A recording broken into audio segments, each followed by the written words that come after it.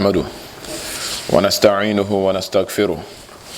ونعوذ بالله من شرور أنفسنا ومن سيئات أعمالنا من يهده الله فلا مضل له ومن يضلل فلا هادي له وأشهد أن لا إله إلا الله وحده لا شريك له وأشهد أن محمدا عبده ورسوله أما بعد فإن أصدق الحديث كتاب الله وخير الهدي هدي محمد صلى الله عليه وسلم وشر الأمور محدثاتها فإن كل محدثة بدعة وكل بدعة ضلالة وكل ضلالة في النار. من وفي ويأزمي يومي بنيجي وقبل بنيجي نيوما كأنمونا وبوتي بكي نيجي بنيوما كأكبر نيجي 16th year of Ramadan. Afia kwe uhejo ke nyumaje ke bini balo Muhammad sallallahu alayhi wa sallam shi Makka kati Madina ji afi aboni Islam na biane niji be ba fi 16th of Ramadan, the 16th night of Ramadan, 1440 years Hijriya. Ife pepe ke nini miladi yenye ni 20th. Now, I think possible because it's Saturday 18th. Now, 20th May 2019. Inshallah, watch our nikani mono. يقولونني إسعاد البرية في سيرة النبوية للدكتور خالد بن محمود الجهني. نعم ني وبوايا هنا النبي صلى الله عليه وسلم ike Khadija bayi ake noni yanane ni akelete Warqatu bin Nawfal ni Khadija wafa ngoni wafa ke annabi Muhammad sallallahu alayhi wa sallam ake shi هذا الناموس الذي نزل الله على موسى moni ona because annabi la ke shi noko fon yana ni Warqatu bin Nawfal ke la ke shi noni ona ene noko pani momo ni ba Mose no نيكون يبونه because أكيد ورقة بن نوفل نين تنصر في الجاهلية في Christianity الجاهلية من جه Christian ككبوني she was a scholar لكن وكان يكتب الكتابة العبرانية أي الإنجيل نيجما بايبل كنين هيبرو بيا مالو غريك بيا نكون يشلو نعم nina nwani Khadija keleti jeme ni saniya ba Khadija wana kele ya wonche ngo ekele ya ekeleti na ngo malami ngo lahuni ni ikweni na keshi هذا الناموس الذي نزل الله على موسى ene momoni e ba Mose ni boke chuke ba Mose ngo na ke momono efemini ebo no shi nuchumoni yo mieje nuchumo bibioni oni kala ke ya laitani fiha jad'an ikena ya leitani ya rabi gmetumo mon twa eshuoma ake nankwe eja ke miniwo nuchumo tole yemi difficulty yemi bala nuchumo je izin leitani akuna hayyan ikena ni nankwe etwa eshuoma ke numo ni bewa na bene ya ke numo ni mini egbo sheikhan kabira wa qad amiya engba we shula hu egbo numo ne egbo na engba we shula shi eto eso ma ke shi innan mahi walami idh yukhrijuka qaumak ni biamini umambiye idh yukhrijuka qaumuk biamini umambiye ba shwebu ka jama'ano naka woni shilo innan ya walami ne ke benemi. فقال النبي صلى الله عليه وسلم جاء النبي صلى الله عليه وسلم بلا كشي أو مخرجيهم إما بيدن تباشويمي قال نعم نورق because بالله فعلا ناقب بني من بيا سومي سندي بني أمهيو لا مهيو مني هو أمهيو ني أمهو ميامين بوه مني كسر نكوب باشوي ميامانو أمهي إن أمهي ميامي إن أمهي ميامي أما مكمي إن أمهيو مياميو منو أمين تامي ميامين mino nene la mehemi ameye ni waraka kela kashi naam لم يأتي رجل قط بمثل ما جئت به إلا عوديا anakum kudan ya jemfi anakum ko neke nuchumo no ke ba ne yue moji no ke ba bomba anakum ko neke na kanu ko ibadan ja hechele ja anyele anako ko dan hoje bo ba fe kan klemo ni bo no ke ba le sani abashabo ni ne tofika biscuit ke ni bi anakum ko ne ba atu neke nuchumo no ko dan yue moji ni ba jo na ka ke samo no ke mba ja anami ni meni hiba tele na nebi no ni numu etwa yesu ma numu lenna anebi no je easy ni lako ni jilo because mo fia mo no na atun leke ha e mambiku la oni jilo she no afele mi ni international no ni je enyo hu e no na atu ke je blema fe ni kwa ona keto ma abuild ni kan abuild ni kemba to keto na atwa kemba na ke oboba su light pe wo mi ona ke boji electrician oboba su light e wo mi ya fe easy shino ni blame bi e ba twa fe Abraham ke Noah ke ni aka kumole ka kumole wadani ba ke sho ne bi no me na me fe yahudi ni ne yahudia ni Jew fu e amekuma me na me chaka me wojin ame fite wojin amegbeja mo Christophe ehun amona kana me chaka me na megbe wojin o dun kapiti arab se la me na ta menja wo mpo mo o mo fia mo fite eja mo Christophe la ga mamela ke ame bible la corrupt lelo Jeremiah je ni ke je min ke Jeremiah 8 la ka me la ka corrupt le ke me yu aka ka shin ke wo kan ni Quran ni wo nu no ko shin o ba bi bible le elena mana na verse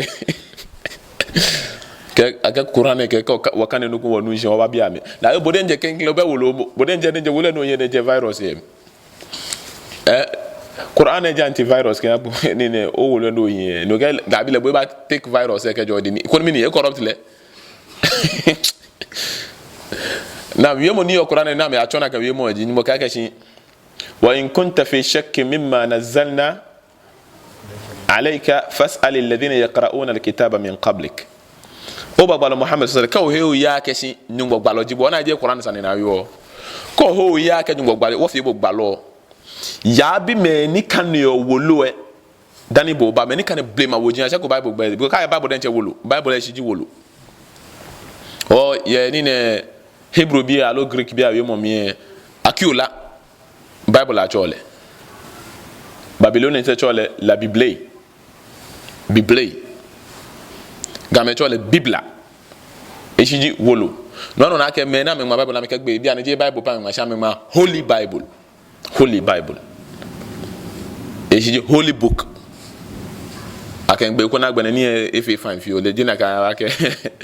nla ka onu nshilo wa ke ya bi me ni kan wojin na kan me wojin kan na kan time Zabura Injila Taura wojin different akan na kan biya me wo ya biya me aka je gbalo jibolo aka ke kan no ko Quran mi shine nu e ba binye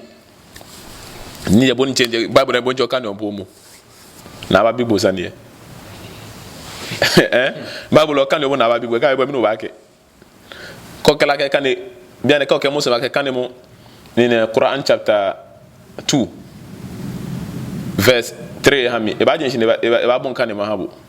alwa kan mo Quran chapter 2 ba jin shine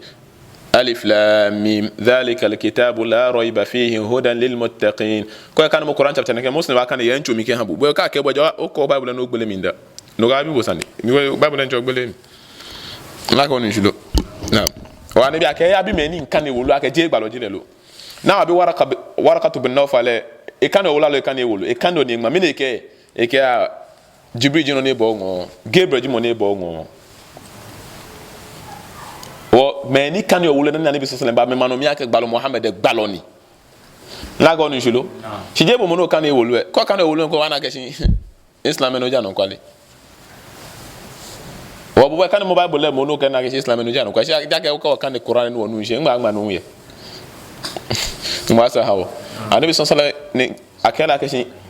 o kuma yi me ne be corrupt ame no mo fi am e corrupt no e se yi jele mi o bon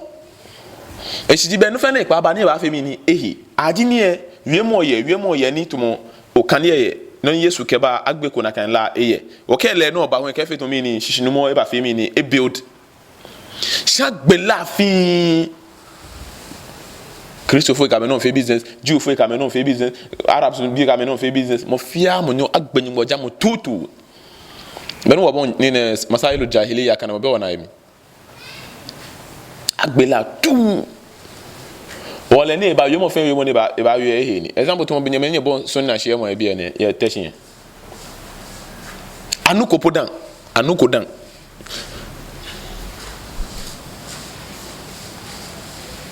Sahih al-Bukhari ana kodan bemena kodan Sahih al-Bukhari ana kodan muko kay ma wolone bo wona ma wolone ko tem Bukhari Muslim Bukhari bene ban tuwe ne ba na woji ya jeme ninkala ke Bukhari ne Bukhari no ne ana kodan shega ma wolone ko tem ya ke reported by Bukhari situation mi na yo jinu wo ke bo bia ne bo ba no ba share sunna no fe no ba yo fe ba fe imagine bala law no ba botemi. Imagine more trouble, problems no about your mommy. Nene teshipe, ishane bi no alamin. Jemfen. Onwani waraka to Nawfal e twa shuwa ma ke nan kwen e wala because e muko ke no ba ne muko ko ba ko dan mo ye. E ke when yudrikini yawmuka ansuraka nasran muazzara. Aji bina me ka ba shuwa bu no ba bon dawa fe mo. Bu no ba bon wazi fe mo aji na kan time mahin wala mi nkwen ko ma fin he mi how can you say ma wo mo na ko ekodan numo yo numo ne gbone na ni bia ne wo obla hinji wo ni ne je himeji nji wo shina wo ti wa mo tenu wo wa mo menu wo wa ji musicians ke musicians mashallah ko na ne gba won ne football ai eri oni no type of you tell you ma pa swi ni wa kan low money you can won ko low money case ni ko na ni ashe ko ni youth na me bo amena wo football to me ke na ni dipone be gba na football alo film alo ni ne ene gba wa na ye music ene low mo balai ni low money ya o manu ni comment no mo ye mo ne yo ne ke ya ne ke adi bene ba ni na me ko ma fin he me how can you say ni wa mo ma wa bo ana ko ekodan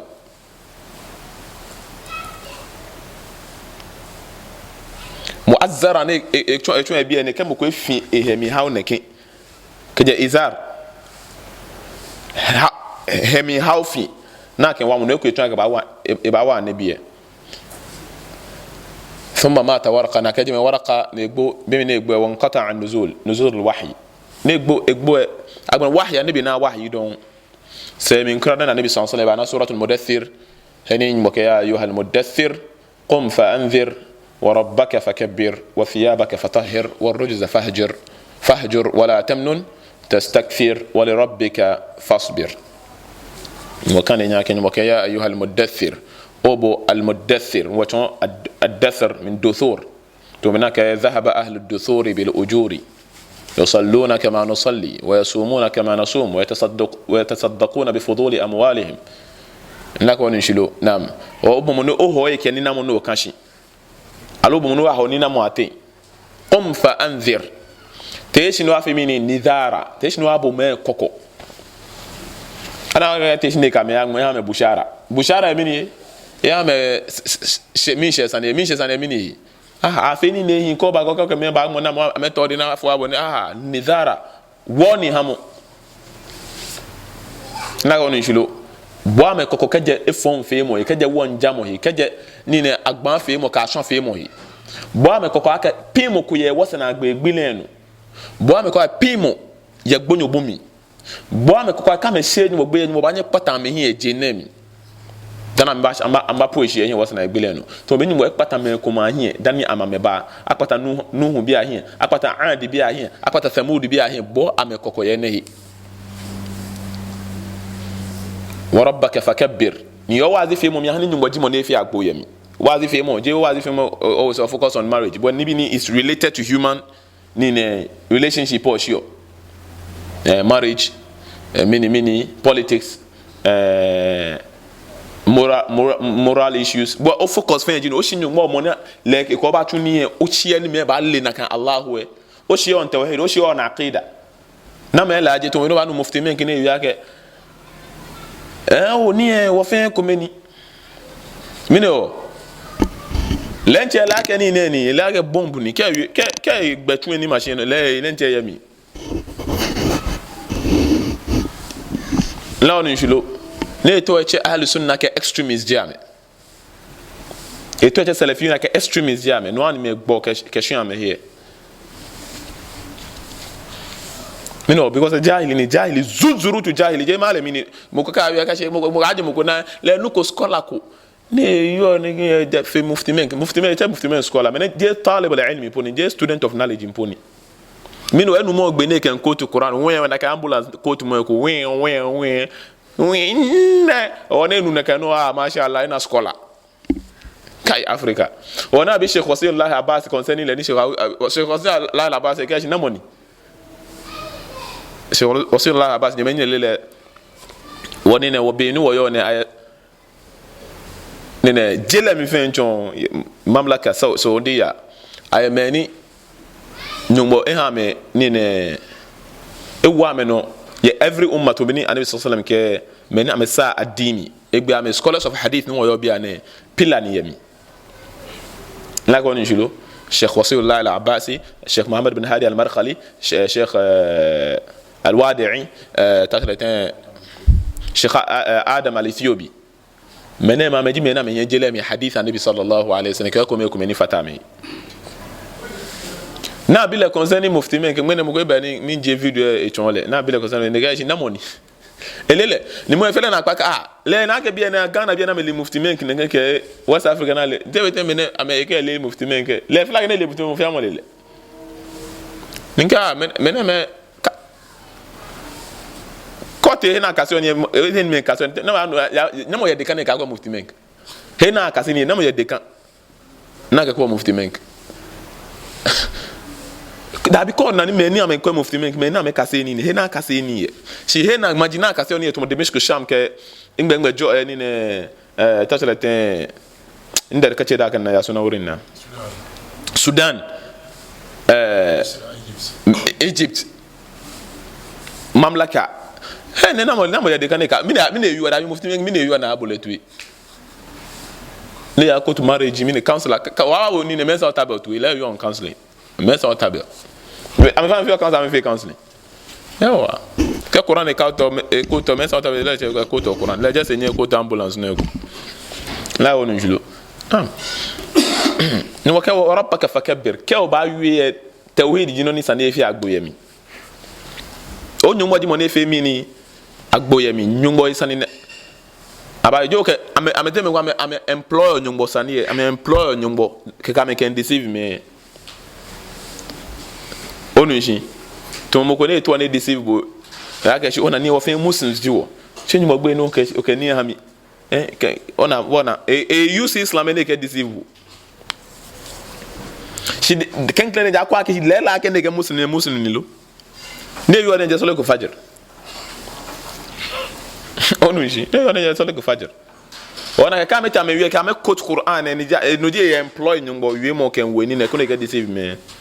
shi ya bo le ta ke yo ne na aqida lo le la ke yo na aqida lo ni outside ni ka chugba lo outside ni mo ka chugba lo obi an jele mi face aboy kokko ni me helisi because ni eto fitna bia ni ka bo le no te shi no she Quran ke sunna beni gba lo ba fe aji mufti men na ko na mo ko ni e fe raddi ke ha mo ko e fe mo ko raddi e wi on bid'a bi e wi on mushrikin e ke mo benu tumoni mo e benu ko ne ba present hi be mi ni Quran e fe hu de nche refutation Quran e fe ba ne ba fe raddi ni ke me ma pepe no anabi sallallahu alaihi wasallam fe raddi Quran e to mushrikun e ke Christian ke Jew ke fi am fe wangaze ke am fe ewe komi ke shi na he ni no ninja o to nyu be ona ke jamo ne ke ha Allah subhanahu wa ta'ala ni wa subhanallahi amma yushrikun biana na mo ojo anabi sallallahu alaihi wasallam ojo alo sahaba ojo me na me fi refutation am fe raddi ke ha kufar ke bid'a bi ke kome wa islam imam malik ka ke ma minna illa raddun wa mardudun alayhi e kam ko bewatin ya wa imam sa te ja fi wala raddi lahu fi raddi mufti men ke ja ene kona mo ni fene mo ni ben chumoni en na mo eje ke ja Allah subhanahu wa ta'ala ka gbal muhammad ke sahaba ke imam sa fene yo islam mi shin wa kashi wa idha qila lahum la tufsidu fil ardi qalu innama nahnu muslihun ala innahum humul mufsidun walakin la yash'urun kaka ma ke noni nya fi afon ni pa efon fe mo eshpono efon jino nya fi am ko aka shimi ni wole wajimi ni wo ke sa mo mba una lejina ka shi they have so much good to share to the world e kama mjimi na ke sa mo mba ke ala ne bo atwe innahum humul mufsidun me na me je fon fe lo walakin la yash'urun shame po amenu ya ke na me fi efon ni e kase ko efon te wa vite ba le nje efon ele aton ko la ke 2 + 2 je 5 ni 2 + 2 4 ni aton ko le wrong one wele ndi wrong one da non ko ya square asuma ke oton ko ya square asuma ke ko hambo we ke oton ko oton ka to ya na je correct la on njulo teacher ko na ba aton nye ne ke bi nya ke what is this bona fi nye gba ke nye gba ko gba mo no gba ba nya ojuma ka ne be ton mo ni ka aton bo edin ka aton ba ke na ye ni ka aton bo ye ka aton ka edin ni ka aton bo colors different ko no call it different say si ka aton bo no ole ndie fompo agbene ke shin aka se ni ye ni ne e ka sector fe wanyo ka se ni mo fi amode ke mo fi amode ko no ko pa ye no hie fun ala jele mi ayemoko ni e fun son na yiye mi abonsan de nche e fun son na yiye abonsan shetan e ha me ko mechika ya me ko mechika bismillah e ha me ko marriage e ha me ko bi e ha me ko aljanna bi aljanna ko ka folo no ne wana ko ne shetan ni la onu julo o si beje fon son na yiye mi shikeke no habo mi ni atole nu ne ka atole ngolo ni ekpo na ken shabu ka ba wala mi oje mo fi amogo be na mi yi ke fun son wo ko ga lo papako na se fun te nu o chon be se wa e ba se go ba abun sa hun aloje na kan me yo mo ne wi an Qur'an pe no no sunna pe no no sala fe fa me ka kai amete me ka me ho ko ni bid'a bi taje ni eko be na ba ton me ka me ne wa me to me ne kana me ke ho bona fi na me ka no bid'a bi awie mo amete me ka me ke no man na ni bi ke bid'a nyo ba ta shin ba ngon na ke na ba ta shin dan tolo ba ta shin because dan tolo e ba se ko le po e ba ke ko gbe kan ke ko e ne ko akasi awo yi won no wo fi e fon ni le ake ni e fi yin shi bid'a nyo ho e to mo fi me ke no ne ye ne fi le ake ni e fi jihad e fi jihad e fi jihad le jo fi share o ko kala ke pe wa pa e si be ba yin ko bile wo ni ko bile bon fe mo le hun enu pa ona ko ye ko ni makaranta ko beje ni sunna makaranta salafia makaranta beje ka ke o ya manage si be bi na ma me fio me bon modi ke sunna ko bile a o jin a ogbo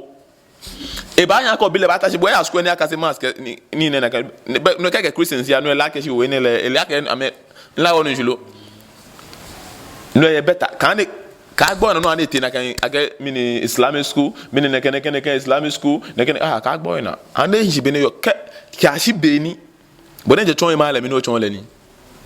ka shi be na ba gbele makana wa na ke le la ke ne salafia makaranta ne ka je na kan ane hi be ne yo le na kan no o bien le salafa yo mo jin fe na ma wi ke bien le do ne condemn shike gbe na ke ko tu qur'an wa bien ke na mo chule po ما سهوا وثيابك فطهر وتعالى هو تشوه كجميني مي شركة ميجود وننا مفينكي ونتشو مفين وثيابك يبي أي وأعمالك فطهر ونتشو تشوه كجميني مي شركة كبدع من كنفيان يجي وان جامو كان بيفين والرجزة نموجي هو فهجر في مو هجرة ينو مين جي موجي يبي أنا أصنام وجي الرجزة يبي أنا وجي فهجر femo hijra me no ko na ne tataka me ka hu ko na ne beba me ka hu eku aka won je me na afile ne ke won me na afile ne ke hu no ne ke fotomo won hi la ga won njulo ko na ga won chema asho won bia fahajur femo hijra femo shijeme la ga won njulo wala tamnun tastakthir ni kahani istikthar boto chimi na boa jelemi na ato position limanchi meni kan no feel problem kan jelemi ni jomo ni yo jelemi nyumbo den te boke ha me ni ibadihi nyumbo boke enyo jo osumo osumo nyumbo kama ko da nyumbo komito no fe no nza nyumbo kama shika boka fo dwom e bia na machine ko neken akpa ye type ko neken afi neken ko neken obo bia no to no ni na ehye no bo to struggle for na kan no be fo sha be na time be gbalo anu chumo na mi la wonu shilo obe na mi bo chon ya kaka mo ko ni bo hu masha Allah alo bo normal person jibo bo normal person la wonu shilo wa li rabbika fasbir nu chumo no atun nu chumo ni mi ni to be ni waraka ka la ka mi ni nu chumo bibi oni wo san na twi ko ka se ni kenkle jino ona kenkle aya na ka ba hala mi ni ka se mo iqra ka se ni ta mi ji bia ne e ka ba tun ni mi ni da'wa ona aya ne menyu mochon le nu chumo be ne chule ha le nche ji ka je bid'ami eji ka je shirka mi thiyabaka fatahhir wa rujza fahjur bia ne ka tun da no ni je nyomi no ji mi no je temi ni eshie shie mo mi ni ya shie mo mi fe mi ni wa li rabbika fasbir sabr to bene usul thalatha ita pepe la ka woni shulu فاستجاب رسولنا صلى الله عليه وسلم لأمر الله تعالى نبي محمد صلى الله عليه وسلم بنين وكيوم حال ربا مؤمنا كان فشرع يدعو إلى عبادة الله سبحانه وتعالى وحده wazi ne bon femo kenklen wazi ajimini e cheme ken ba nyugo na ba janyo komito peneke wahda na ke luko nuko ga fatahi wa nabadha asnam wa nabdhu asnam ni akpa mini wajin jamo kaka wajin ho tagutu jin fe no fia no na bole tu aja no fia na fi abole tu alo ahun ese ye nyumbo se alo ake hia ma shi ha le fe ke mini wajin anabi isa alaje woni minewo lele ehie akashimi ni akaja no ko enyumbo se o me na meta meja anabi isa legbe taguti la ka woni shilo apaso ni na tonji kullu ma aw man ubida min duni llahi wa radiya bi ibadati no fi ana aja ni le ne kan na aja hu ipene no emi atwi emi nko hye mo ko ba ne ba ngale ne fi ne assalamu alaikum mo ko to shi ne nwena yemi aga obi ana abumie eke mo wa ke pa gane son tagutu la ga onu jilo cho tagutu cho won ni wajin ke manager wo fe wasana gbe fe la mi ambaya energy wazi na nabi sallallahu alaihi wasallam bon fi wa kana yad'u ila Allah subhanahu wa ta'ala sirran si wazi ne bon fi mo bon le fi mo ni sir e bon le fi mo ete mo mi e acho e ba bo shan ke ba che bo nyanyo jibo keke bo wi ko si je ni mount or stage e she ko na gbe mount or stage agbe ne cho me na gbe jam ni eje po fiamu nu wi she ne si je na je shin fio dam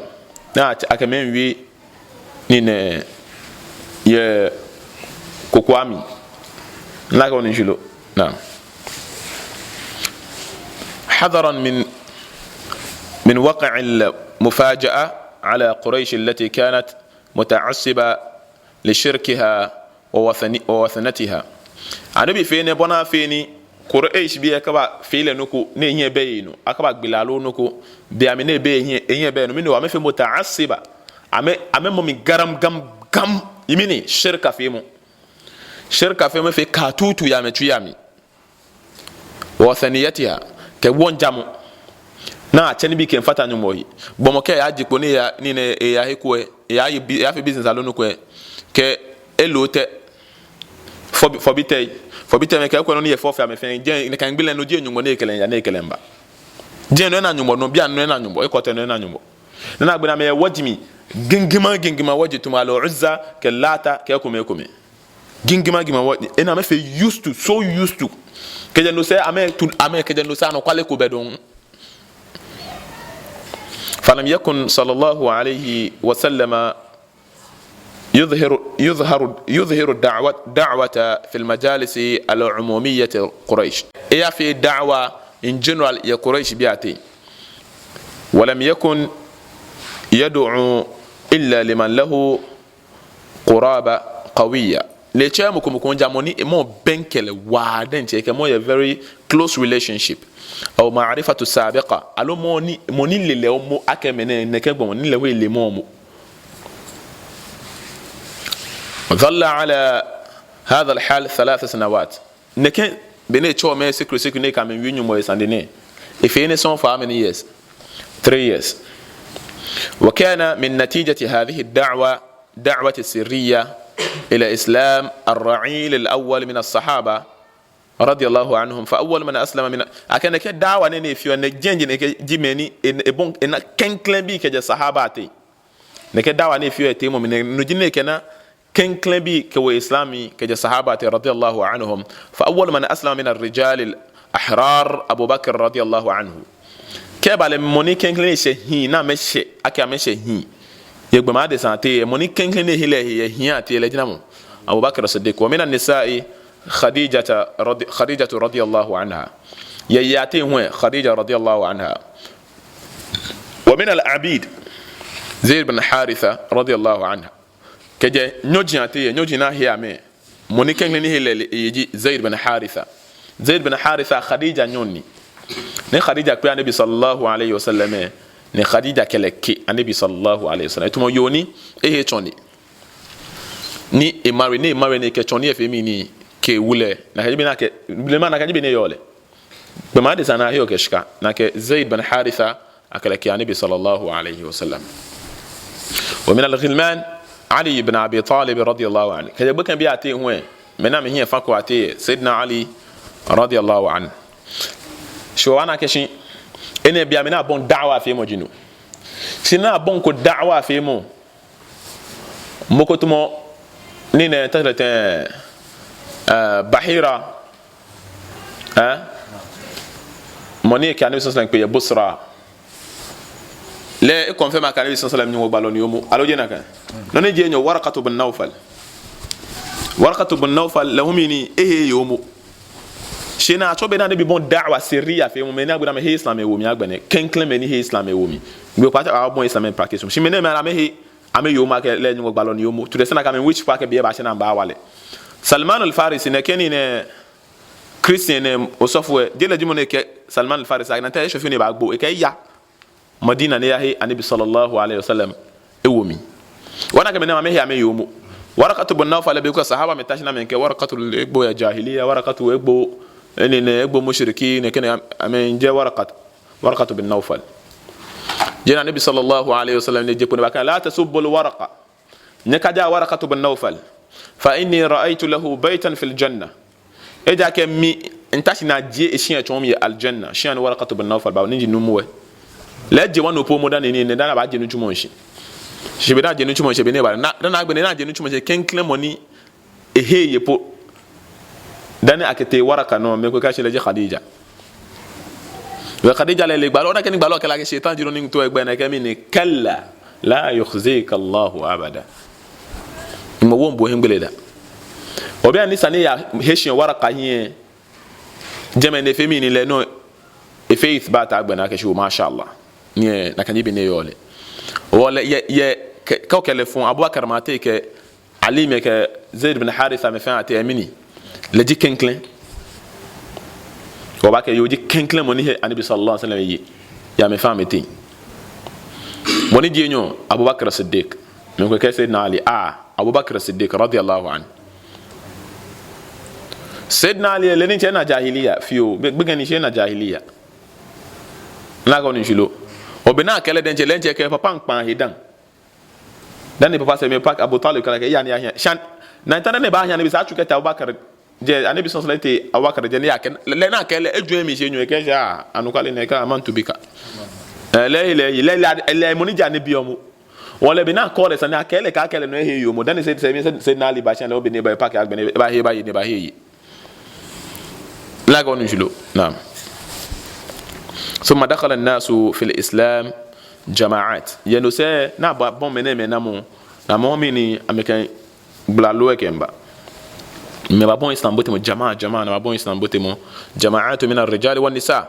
hin ke yefe ke na bote islam mi bien bon na ben islam e babon be ke chamo ha hatta intashara dhikru al-islam bi makkah kashi beni islam gbe islam la ilaha illallah muhammadur rasulullah e ba gbe so makkah fin wa tahaddatha an-nas bih be ma de 5 ans e fi no ko no fe no atwa ke islam ngba san de jeme na jibi ne ba she ko ba fe na pa keji lela ke wotunu shimo ke ikhlas e fi akona fe kona wa fe sunna salaf inshallah. وظل الرسول صلى الله عليه وسلم يدعو إلى الله سرا نبالو ين نك تمونه مياوني تمه شي ستيل يتمومي شي نين غبشان ayo no she to be ni basala tini wata basala tini ofio ni ne wadawa din na ta wana ko basala tini po abo ni ne abo chanya je ni wo ho shi yo fe yo no ba na ko eyen fi ai ni wa ko wa temo ko shan broadcasters wo bonu ni aya ko agbona na ba se si mo fi amo enui shani bi so na pa fe mo ni cheme olulu ya temomi hatta nazala alayhi qawlullah ta'ala ki ashibina Allah subhanahu wa ta'ala ipleka aya ne shin ale en mo ka shin fasda' bima tu'maru wa a'rid 'anil mushrikin afoni onu ko ni ne yona ke monifon ba gba bi ene abas fasda' bima tu'mar no mo ka ashibina no wa kan habo ke je ko agbene wa 'arid 'anil mushrikin ni owo ohe kafo mushrikun jahi mene mushrikun biano wo ohi ya meno wana mushrik moni bid'a nyo ke mushrik afia me bobo i'rad na afia me na maleta man leta man na ka shi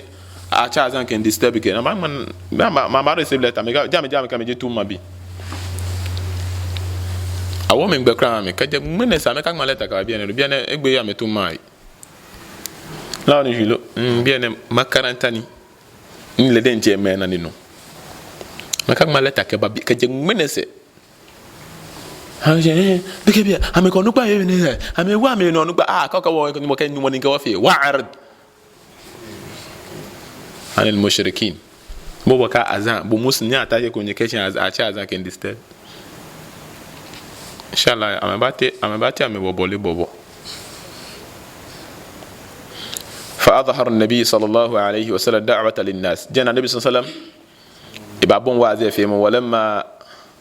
أنزل الله تعالى بمن وكلك آية نشي نبعد دعوة نشي نوكبيان نبعد نشي وأنذر عشيرتك الأقربين بوم مني بنك بوي تمو عشيرتك أو كومي أقربين منا بنك بوم وكجا ونغانو كجا بي كو نيمه ko mami ko papa mene me chame ke ba islami kenklen na ke han ba loji no chame ke ba islami me ko kama me hebu ame ye bi kama me ba islami ole na ba bibo aba ke hin kwemi no no woku me ba mi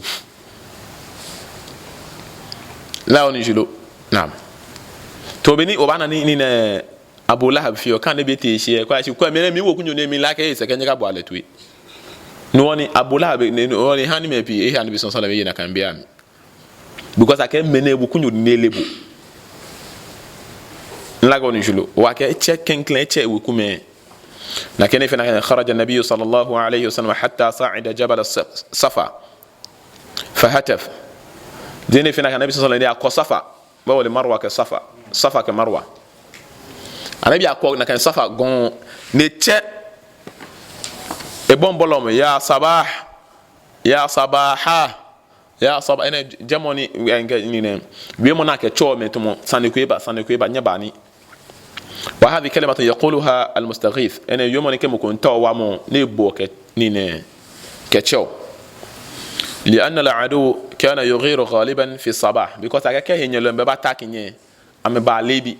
na kan time ke henyelo mbe ba attack ame ba lebi o kama bo o to o cheno o chewa mo ke aka me bo ya sabaha يا صباحا يجي أمبا ليبي نبا أتاكم نكجي بنابو فقال أهل مكة لما كبيا كايشي من الذي يهتف نما جموني إبولو كشو وامو فقالوا محمد جموني شو بنا نتعمل من لي ننو يبقى كامل فقال النبي صلى الله عليه وسلم نعم بابو عشين ma boache go na anibi domogono ama boache pi na nabi sallallahu alaihi wasallam kama keshin ya bani fulan e chame ka me tribes agbe ni ne onye na shima shibi to nya agbawe bi nye lenshime shona nye fete shime jinye shinye lenshime nya agbawe nye krobo bi nye ni ne opalewe bi nye bugla bi nye klana bi la oni shilo na gidi na ne ya bani fulan ya bani fulan ya bani fulan ya bani abd manaf ni bon ken bote wuko mi abd manaf bi ya bani abd al-muttalib o abd al-muttalib bi ni chame fena famba bo fashtama an-nas hawla rasulillah sallallahu alayhi wasallam nam famba bo nabi muhammad sallallahu alayhi wasallam faqal nabi biya ma kashin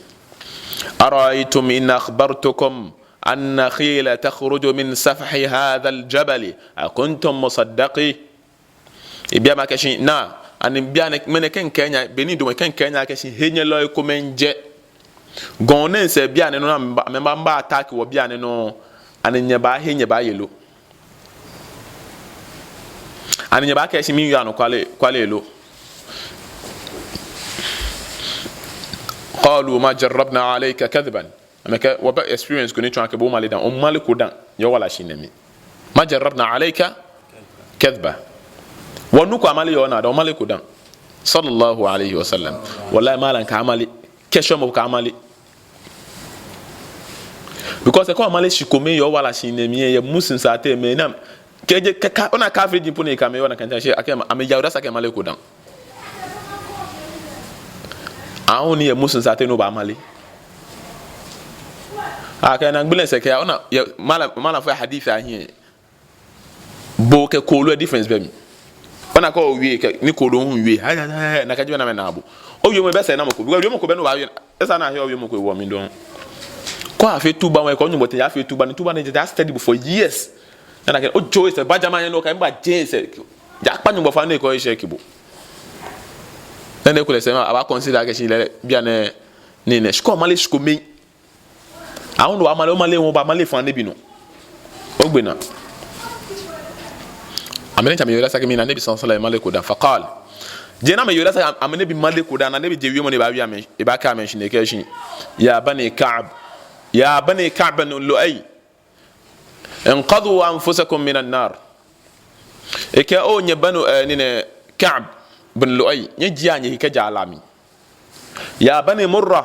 bin ka'b o nye banu murra bin ka'b انقذوا انفسكم من النار نجي يعني هيك جعلامي يا بني عبد الشمس او بني عبد الشمس بي انقذوا انفسكم من النار نجي يعني هيك جعلامي يا بني عبد مناف او يا عبد مناف بي انقذوا انفسكم من النار نجي يعني هيك جعلامي يا بني هاشم انقذوا انفسكم من النار نجي يعني هيك جعلامي يا بني عبد المطلب انقذوا انفسكم من النار نجاني كجالامي يا فاطمه نيتي ابي فاطمه الزهراء ما في حديث كوچا لك فاطمه بنت نبي صلى الله بنت محمد صلى الله بنت نبي صلى الله عليه وسلم انا بك يا فاطمه ايتي بله لك انقذي نفسك من النار جيمو هي كجالامي bi Fatima na ne be call na ke wi mo na eche ne ka dwan ke nim papa agi gbalo ewo be me yi nkunim o ba tu boden cho no chumo la ko no julu boden cho ba tu no chumo abake man batta anhu amaluhu lam yusra bihi nasabuhu mafia moni le enu chumo ba ni epese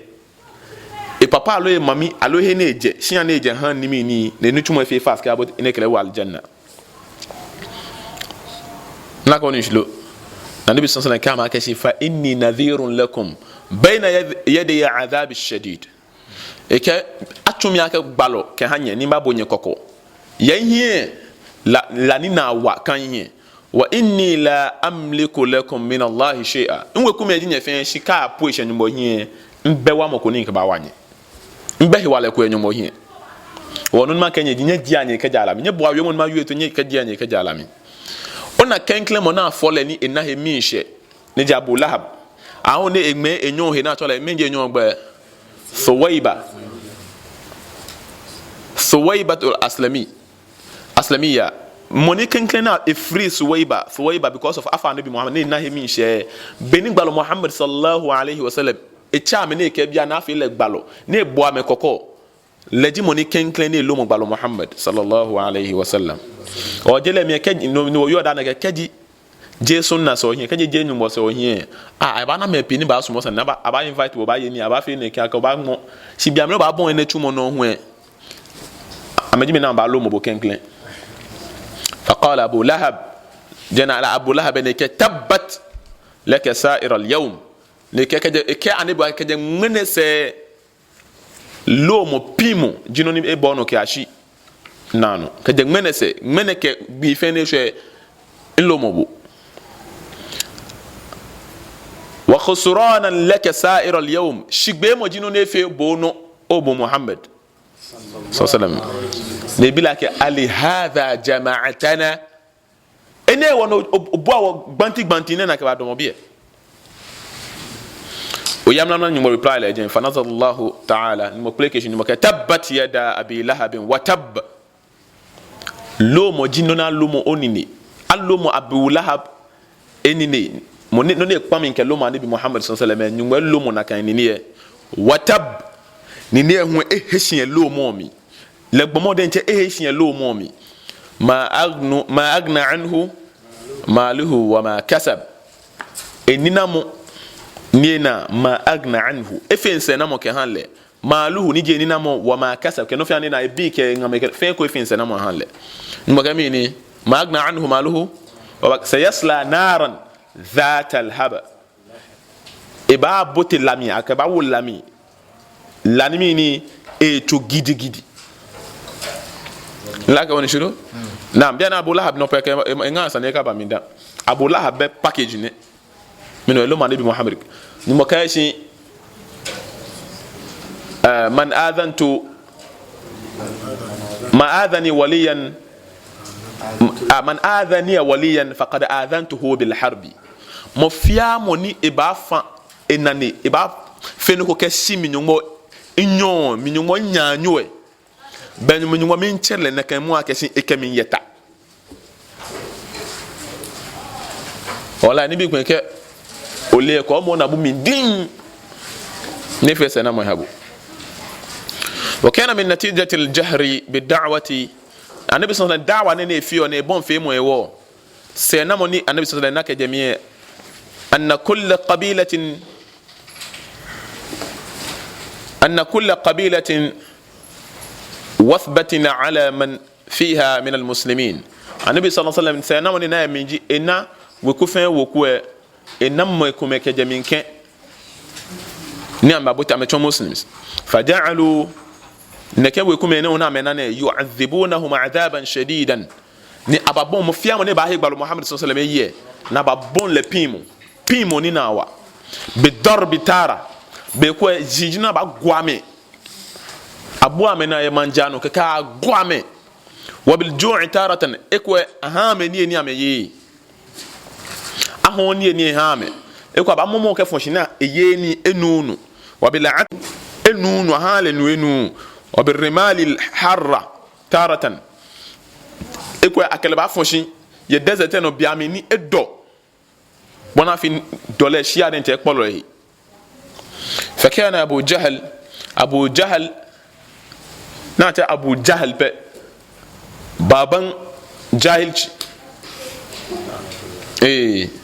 moni ya jahiliya le jia me fami papa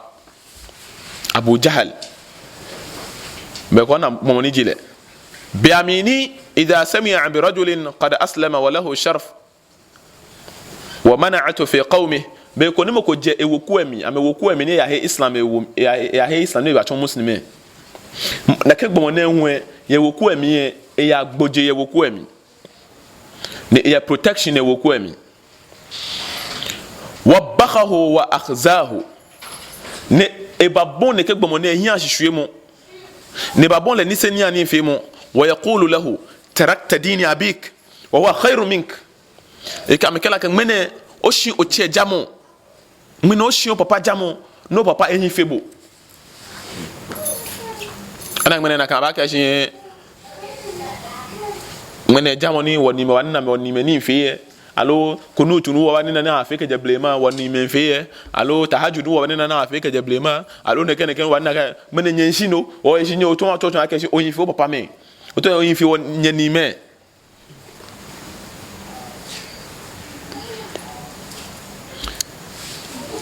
ke لنصف لا بيجينا كاين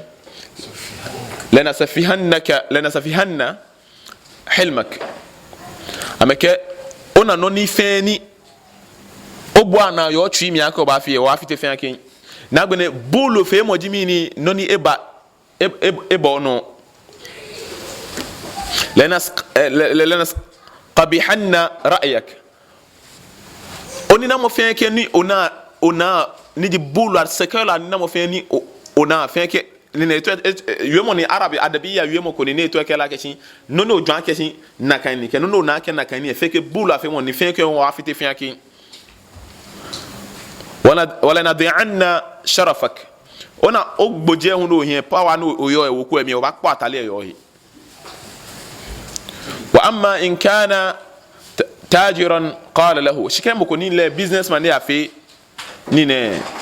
bien ke mo ya gboje woku emi na call ene akwa keshi mini lenasfihanna hilmak nene olamoni oyo fin akeshi baba mi habo wa fite fin wana naqbihanna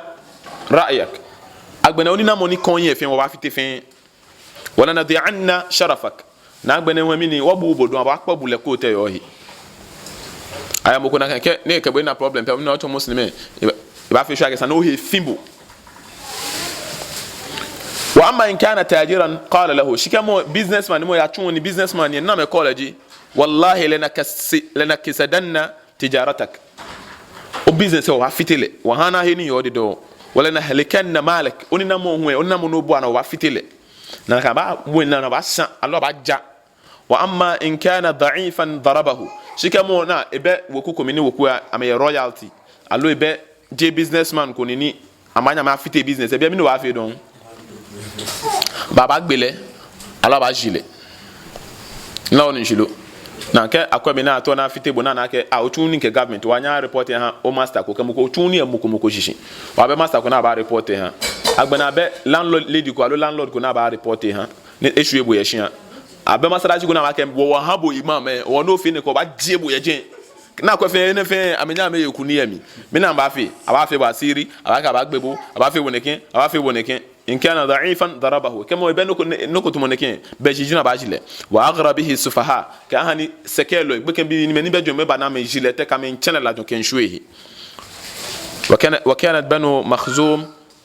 yakhrujuna bi'imari bin yasir wa bi abihi umar bi umar bin yasir ay ammar bin yasir wa bi abihi idha humiyat ظهيره عمار بن ياسر أمجا نين بنو مخزوم بياتي كجي نين إيش وبيكون نكجي نين شكون إدو نيجي دزتين إدو نامجو عمار نتا عمار بن ياسر كي بابا مبافي أمباتون مسلمز كامي يجيكو كتينو كتي دزتينو يعذبونهم كامي تامن بيامي برمضاء مكة كشكون بني شكون دو فيمر بهم رسول الله صلى الله عليه وسلم فيقول أبشروا آل عمار وآل ياسر فإن موعدكم الجنة بي مناك بي عمار بن ياسر إكي بابا نجي أبو عمار بي مناك بي عمي كبنات هناك بيامي النبي صلى الله عليه وسلم نو وكجي إيه نيني إيه مكة مانو ni eko akeshin ke enyo gbe mate ni eko eweku ma akeshin abshiru ala ammar o ammar wa ala yasir ke yasir bi o ammar we bi ke asir bi min kenya ke nyena min shewie mo fa inna maw'idakum aljanna ni agbenye bi agbenye che agben no nyi mo kwa wonye nyomo jimi ni paradise she kwakwa ha e ake hanyi nyomo ba hanyi paradise fa amma ummuhu radiyallahu anha faqataluha Yasir Ammar bin Yasir kenine le Yasir den Abu Ammar ame pi mo jinu na pi ame apia me keja amana kesin anake shikon do si mami ehwe ni ne umu ni ne amare la omi jino ni amefiole le amemo le kawe na megbele wa hiya la turidu illa alislam na ma gbele le onu ni pani kwen abu ji peji mi ni no wasane in islam san jino ni ken abu Allahu ahad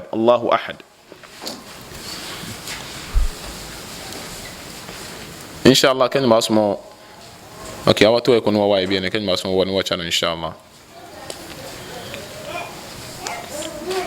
وكان من نتيجة هذه الاعتداءات الشديدة نكبي مناك بوم مفيانو باي إسلام ويككابين بيو والانتهاكات التي تعرض لها المسلمون في بداية الدعوة أن النبي صلى الله عليه وسلم اجتمع أصحابه سرا بدار الأرقم إن نكبي مني ونكبي مسلم سأني بالدعوة في ما بني نكتي مكوشنا تلا كشي أرقم وعمتش أتوشنا كدار الأرقم ليعلمهم مبادئ الإسلام بنا في النبي صلى الله عليه وسلم إسلاميني نوني إسلام تو يا مدينة وجين نك دار الأرقم بنا أرقم جينا كفي مكرنتا ناو نجلو شيانا كفي اتشومي allo shia mena ka fi makaranta na ya makaranta ye dena nabi sallallahu bon makaranta chomo ye jame la ke nyo benye ka benyo nyo makaranta ke daro ko fi makaranta dan naam dana bana daro sunna nanta mo ko chunle hona ke fi makaranta wadhālika hatta la yastadimu bi kufar quraish fayamalu fihim bi shatta anwa'i at-ta'dhib ay fena bona feni makabia eka hino na mempime ke pimo different ameke piame walamma kathara almuslimina khafa minhum alkuffar shibina yamin be muslim say infa ba fi makaranta gbe na menuni ashi be muslim say infa na ne fe na ka gbe ne na me babo muslim say mo gbe ehemo ni mo ka gbe ehemo wa metwimi ki muslim say fashtad adahum wa ta'dhibahum lahum ne fe na kana na me na ka musu say family be she mo ake me ka me fa na ka amba increase punishment na me punish musu sake ale no ake pin mo yewo ame ba fe mi ni amba pa islamelu